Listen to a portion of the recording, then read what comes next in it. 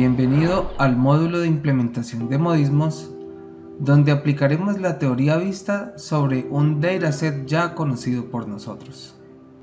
Lo primero que realizaremos será el proceso de importar nuestras librerías, que para este caso en particular utilizaremos Pandas y Seaborn. Acto seguido, procedemos a llamar el dataset mediante la función readCSV que ya conocemos de Pandas.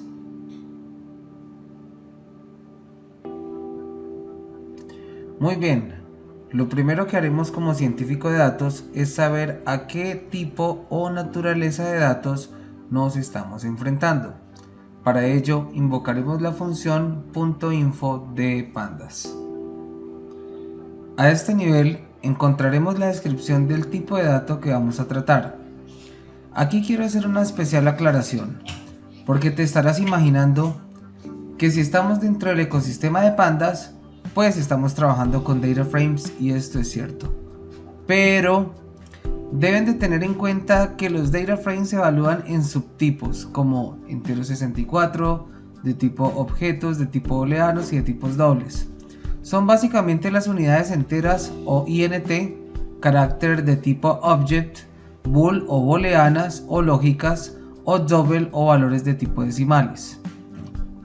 Ok, ahora procedemos a realizar un overview o vista generalizada de los datos mediante el comando .head. Es indispensable hacernos una idea de las posibles distribuciones de estos datos, y qué mejor manera de hacerlo que mediante un resumen estadístico, donde el comando describe de Pandas nos proporciona una información como la media, desviación estándar, mínimos, máximos y percentiles de la muestra a tratar, así como también un conteo generalizado de los datos. Con este conocimiento de los datos, ya estamos preparados para nuestro primer y más poderoso modismo, dado que nos dice rápidamente si tenemos esperanza de seguir adelante con el trabajo de ciencia de datos o no.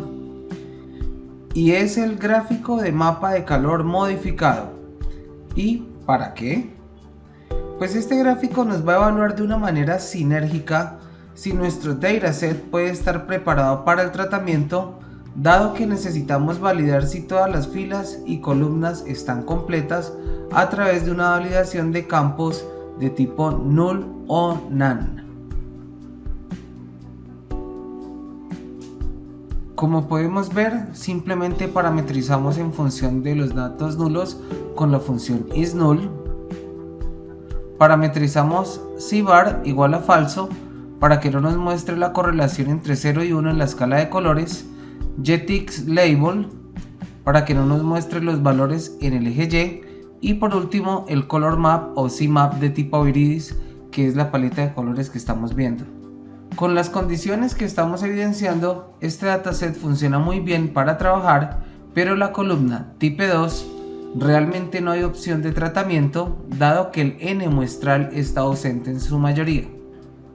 Algunas de las estrategias sería usar un promedio y rellenar, pero no se recomienda realizar una de estas operaciones, dado que la ausencia muestral es demasiado alta y se presta para sesgos o errores de inducción en los datos.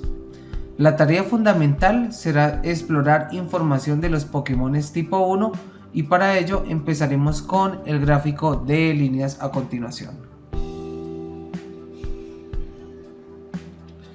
Dicho gráfico nos sirve para mostrar tendencias a lo largo de un conjunto de observaciones o de un periodo de tiempo. Para esta tarea específica vamos a investigar visualmente cuál es la categoría de Pokémon de tipo 1 que tiene más velocidad. Para ello basta con invocar en eje X a type 1 y a speed en eje Y. Lo anterior evidencia a los Pokémones de tipo Ice o hielo como los más veloces.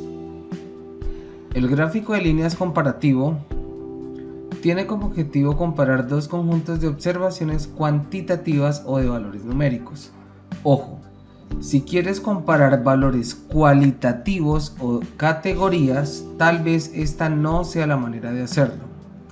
Dicho esto, vamos a traer las observaciones de la columna de total y la columna HP, que significa Health Power o puntos de poder. Aquí se denota una diferencia entre la amplitud y los valores máximos de estos dos conjuntos de observaciones. No obstante, si es por cumplir una tarea, vamos a resolver una pregunta de si dotar a nuestros Pokémones de la habilidad de Health Power o puntos de poder o la habilidad de ataque, y para ello vamos a repetir el proceso, pero ahora vamos a invocar a estas dos columnas. En este punto vemos una pequeña diferencia que puede proveer a nuestro Pokémon de una ventaja, dado que si ustedes observan, encontramos que ataque provee mayores valores cuantitativos a nuestro Pokémon. Muy bien, ahora vamos a estudiar los gráficos de dispersión o scatterplot. El gráfico de dispersión, como su nombre lo indica, nos sirve para evidenciar el grado de dispersión de una variable o un set de datos o un conjunto de observaciones. También nos sirve para establecer tendencias sobre distribuciones discretas o no relacionadas, así como también me permite saber intuitivamente cuando hay dos grupos de datos que no están relacionados o relacionados por la sobreposición de esta información. Para este ejemplo, vamos a denotar cómo están distribuidos los 800 Pokémones y sus correspondientes puntos de poder. Para ello, invocamos total en X y HP o Health Power en Y, agregando un parámetro en la función de plot denominado kind o tipo en inglés, que evaluaremos el valor de la referencia scatter.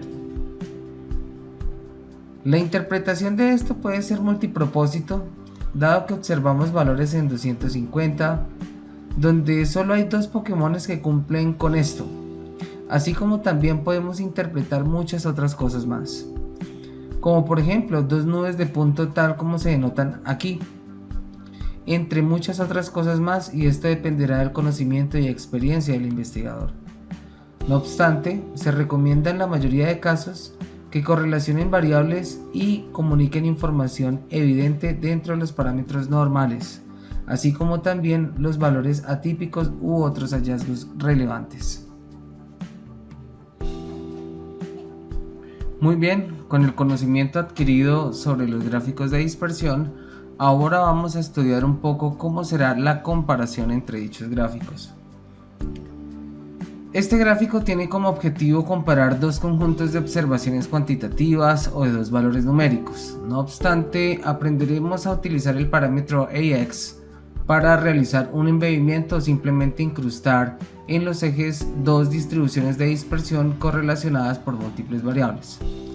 Aquí vamos a implementar los parámetros de kind, color y labels. La pregunta a resolver es: ¿qué es más conveniente? Si dotar del dúo de cualidades entre defensa y ataque o puntos de poder y velocidad a nuestros Pokémones. Ambas estrategias al parecer son muy buenas, pero hay algunas más convenientes que otras. Según los datos, pareciera que hay una leve ventaja del grupo 1, o sea, la correlación de la distribución de defensa y ataque, dado que obtiene en las observaciones de todos los Pokémones valores que se ven un poco más altos.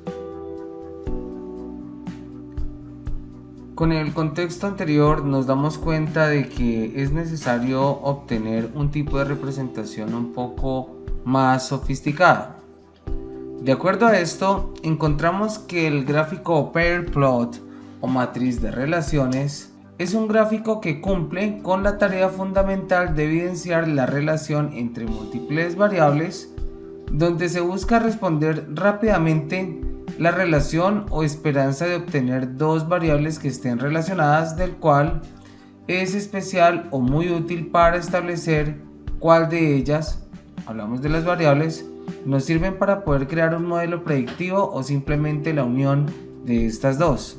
Básicamente nos permiten predecir, dado que su topología o su forma de representarse gráficamente puede proyectar siempre una tendencia ascendente-descendente en el mejor de los casos. Hablando de topología, es simplemente la forma de disco que se puede tener de dos variables relacionadas, y esto nos dice la probabilidad de predecir según una tendencia. Para este caso observamos que la matriz de relaciones del set de datos no tiene intuitivamente una distribución que se parezca a un disco, por lo tanto tendremos que valernos de métodos más sofisticados para hacerlo. Por favor, recuerden que solamente pueden hacer un análisis de esta especie solamente si los datos son de orden cuantitativo, o sea, si tienen valores de tipo numérico. Meditando un poco sobre la situación anterior, nos damos cuenta de la necesidad de un gráfico un poco más especializado. Probablemente nuestro campo visual no sea suficiente para determinar una unidad cuantitativa que nos permita dar con la combinación lineal suficiente para poder predecir. En este orden de ideas, tenemos una alternativa denominada la correlación de mapas de calor o heatmap. Este gráfico o modismo realmente soluciona el problema anterior, dado que nos muestra de una forma gráfica y cuantitativa lo que queremos saber de las relaciones que estamos buscando. Para este ejemplo en particular, tomamos las columnas anteriores y aplicamos el método CORD de pandas. Acto seguido, invocamos al modismo de puntos de calor o heatmap, donde se evidencia mediante un parámetro de ANOT o anotaciones el coeficiente de correlación final de cada una de las parejas variables a investigar. Como se esboza en este ejemplo, encontramos tres variables que tienen una correlación del 70%, donde esto se denota como una tendencia ascendente, pero no es lo suficientemente consistente o se proyecta una correlación fuerte para que se evalúe en un valor superior al 90% y obtener un buen modelo predictivo, dado que esto sería una característica consistente para poder predecir los siguientes valores de una columna, que para este caso se evidencia la columna total versus attack como la mejor opción para realizarlo. Regresión lineal. Este gráfico aplica el experimento que se ha tratado de resolver en los dos casos anteriores. Dado que no solamente podemos escoger esta pareja que investigamos con el pair plot y heatmap de correlación, sino que nos traza una recta tangente que indica la esperanza de correlación de dichas variables para obtener más adelante un buen modelo predictivo. Lo mejor que podemos hacer es correlacionar la pareja total y attack para ver cómo se visualiza. La teoría de regresión lineal la veremos completa en el curso de Machine Learning, donde se evidencia el lenguaje de las covarianzas y los modelos matemáticos que están implícitos para ayudarnos a establecer mediante las distancias verticales de los mínimos cuadrados la colinealidad de los datos o correlación fuerte que se busca en un modelo predictivo. Estudiando otro tipo de representaciones visuales, nos topamos ahora con los histogramas. Este gráfico nos permite crear representaciones de una variable, así como también de dos variables, a través de barras verticales donde se esboza el mapeo de un conjunto de observaciones expuesta por la frecuencia de los valores representados. Dicho gráfico nos permite saber de una manera intuitiva la distribución de los datos versus la característica en concreto a estudiar.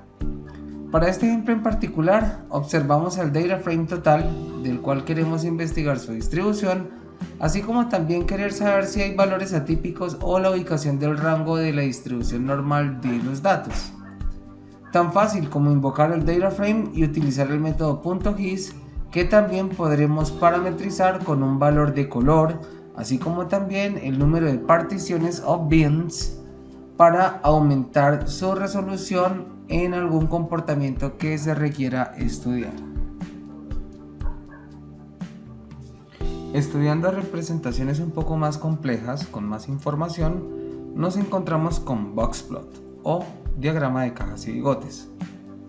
Dicha representación esboza la distribución de las observaciones, haciendo especial énfasis en la posición de sus cuartiles, así como también en los valores atípicos outliers. Por defecto, tras calcular la mediana y los cuartiles Q1 y Q3, se calcula el conocido como rango intercuartil Q3-Q1.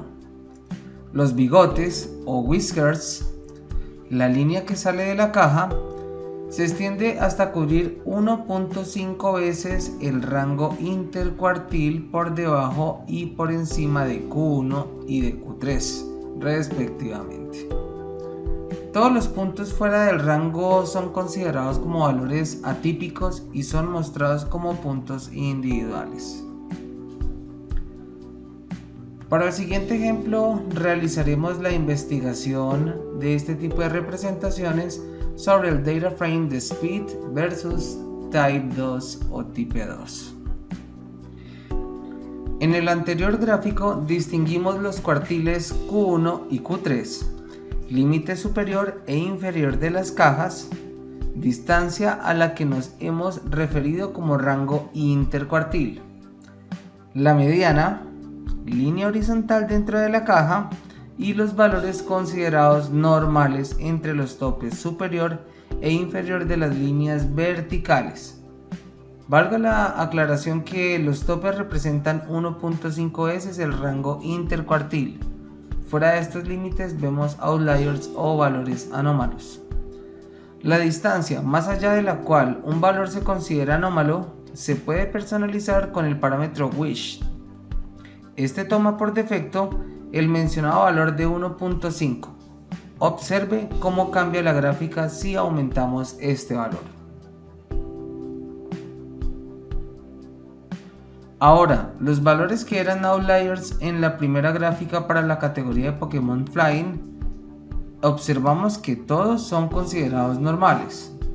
Y los outliers de la categoría Ghost también han disminuido el número de forma considerable. También podemos limpiar columnas y representar en otros ejes de la siguiente manera.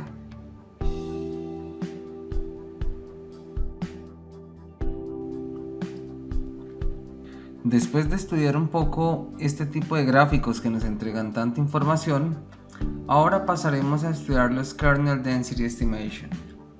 Trazar distribuciones univariadas o bivariadas utilizando la estimación de densidad de kernel nos ayudan básicamente a visualizar una distribución de observaciones en un conjunto de datos de forma análoga a un histograma. KDE o Kernel Density Estimation representa los datos utilizando una curva de densidad de probabilidad continua en una o más dimensiones. En relación con un histograma, KDE puede producir un gráfico menos desordenado y más interpretable, especialmente cuando se dibujan distribuciones múltiples, pero tiene el potencial de introducir distorsiones si la distribución subyacente es limitada o no uniforme. Al igual que un histograma, la calidad de la representación también depende de la selección de buenos parámetros de suavizado. En este ejemplo que estamos observando, podemos trazar una estimación de kernel que tendrá el mismo efecto que un histograma. Con la columna HP y agregamos los parámetros del área bajo la curva con shade igual a true. No obstante, podríamos comparar múltiples distribuciones y estudiar su área bajo la curva de la siguiente manera.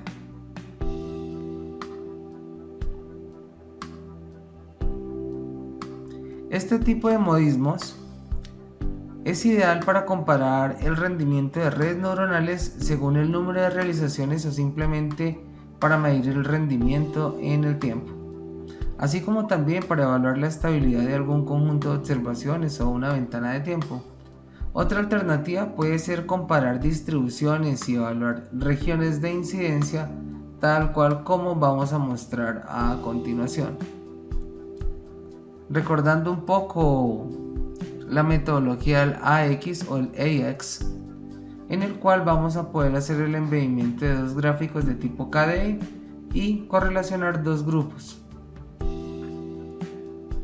De esta manera podemos evidenciar dos clústeres o dos grupos que tienen una región de incidencia, dentro de los cuales las observaciones amarillas tienen dos centroides y la azul tiene uno.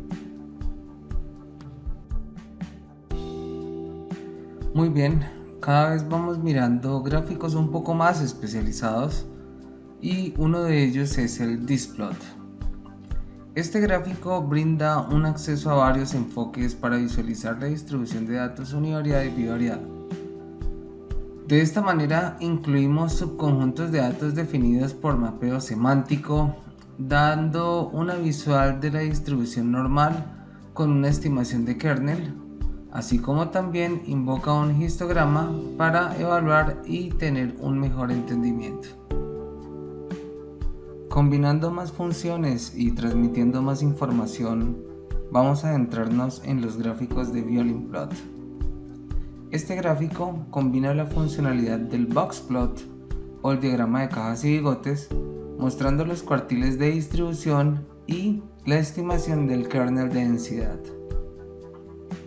Esta es una forma muy atractiva de mostrar la distribución de un conjunto de datos con respecto a una variable categórica. Pero ten en cuenta que para conjuntos de datos pequeños, las estimaciones de densidad de kernel pueden no transmitir con detalle el perfil real de los datos, ocasionando una transformación en los datos y mostrando un poco más suave de lo que realmente puede ser la distribución en general. Muy bien, para finalizar esta densa sección de modismos, vamos ahora a mirar uno de los gráficos más complejos pero más atractivos a nivel de lo que es la visualización de la información. Ellos son los Jane Plots. Este gráfico implementa las relaciones entre variables cuantitativas. De esta manera podemos parametrizar mediante el parámetro kind el nivel de visualización según lo que deseemos estudiar. Para este ejemplo en particular vamos a evaluar una relación entre dos variables y manejaremos su nivel de visualización mediante los parámetros de kind o tipo y observaremos la información que se evidencia. Recuerden que este parámetro de kind se puede evaluar básicamente en 5 parámetros categóricos de la siguiente manera: el parámetro scalar para lo que son distribuciones de dispersión, la regresión que me traza una recta tangente sobre esa distribución, el recit, que ya estudiaremos un poco más sobre lo que son los residuos, el KD o los Kernel Density Estimation, que ya los vimos, y los hex o hessianicos. Vamos a estudiar cada uno de ellos. Para este caso ejemplo observaremos la relación entre la variable speed y attack, que se evidencia de la siguiente manera. También podemos agregar un mapeo semántico según tengamos una categoría que se pueda representar en las observaciones correlacionadas de la siguiente manera. No obstante, un mejor ejemplo podría ser esta visualización, donde no solamente encontramos una relación semántica, sino que podemos diferenciar claramente dos grupos. No obstante, aquí se denota la implementación del Kernel Density Estimation, dentro de los cuales podemos evidenciar las regiones de incidencia entre la correlación de total y speed. Ahora vamos a estudiar un poco nuestro gráfico de regresión de tipo Jane Plot. Si de relaciones hablamos, lo más indicado es proyectar un gráfico de regresión para determinar si la recta de regresión realmente satisface la hipótesis que tenemos en relación a las dos variables que queremos investigar, y esto se hace de la siguiente manera. Para este caso en particular hemos agregado un color para que ustedes tengan en cuenta que también podemos parametrizar esta parte. Aquí se evidencia una excelente manera de saber si realmente nuestros datos tienen la experiencia de tener una buena relación lo suficientemente consistente o no. Por un lado tenemos histogramas de cada variable, por otro lado las estimaciones que suavizan la distribución mediante la línea kernel, y por otro la unión de las dos en la mitad mediante una correlación con la recta de regresión. Recit plot. También tenemos la posibilidad de estudiar los datos residuales, donde encontramos para este ejemplo en particular que ya debemos haber aplicado una recta de regresión sobre nuestros datos. Básicamente, un dato residual es una medida de qué tan bien se ajusta una línea a un punto de datos individual. Para los puntos de datos por encima de la línea, el residuo es positivo, y para los puntos de datos por debajo de la línea, el residuo es negativo. La verificación de los residuos es importante para hacer un modelo de regresión realmente consistente. Hex plot o gráfico hessiánico. Finalmente, también tenemos la posibilidad de estudiar nuestro set de datos mediante la dispersión en bins hexagonales. Es un estilo de representación gráfica bastante común. Los diagramas Hess-bins toman listas de vectores X y Y devuelven lo que se parece un poco más a un diagrama de dispersión. Es un hexbin, todo el espacio gráfico que se ha dividido en hexágonos y todos los puntos que se han agrupados en sus respectivas regiones hexagonales, y se agregan tonos de color para indicar la densidad de cada gradiente, que indica la densidad de cada área hexagonal. Los hexágonos blancos significan que no hay datos en ese punto, mientras que los hexágonos oscuros significan que hay alta densidad en esos puntos. Los hexplot no son muy comunes, pero son tan fáciles de leer que por eso han sido utilizados en las representaciones modernas de los datos. Muy bien, hemos culminado con éxito esta nueva etapa y hemos adquirido una habilidad muy interesante dentro del campo científico de los datos, y es la parte de hacer buenas representaciones visuales a través de cada uno de los gráficos y modismos.